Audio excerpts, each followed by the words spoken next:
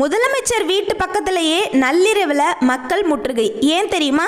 Current இல்லாமல் கொதிச்சு போன மக்கள் நேரடியாக சாலையிலேயே இறங்கிட்டாங்க. தமிழகத்தில் புதிய தாவேக அரசு ஆட்சியேற்ற சில நாட்கள்லேயே பெரிய தலைவலியாக மாறி இருக்கு இந்த மின்வெட்டு பிரச்சனை.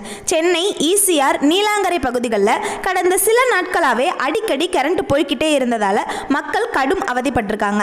நேற்று இரவு நிலைமை உச்சத்துக்கே போயிடுச்சு. பல மணி நேரம் கரண்ட் வரல. இபி ஆஃபீஸ்க்கு ஃபோன் பண்ணி கேட்டாலும் சரியான பதில் இல்லை. அதனால ஆத்திரமான மக்கள் குழந்தைகளோட நள்ளிரவில் தெருவுக்கு இறங்கிட்டாங்க.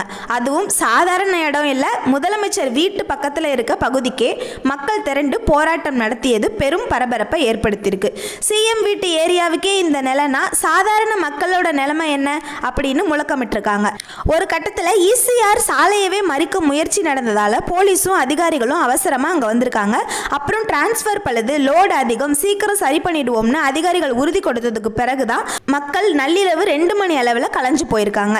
இந்த சம்பவம் அரசியல்ல பெரிய விவாதமா மாறி இருக்கு. எதிர்க்கட்சிகள் ஆட்சிக்கு வந்த உடனே நிர்வாகம் சீர்குலைஞ்சிருச்சுன்னு கடுமையா தாக்கி பேசுறாங்க.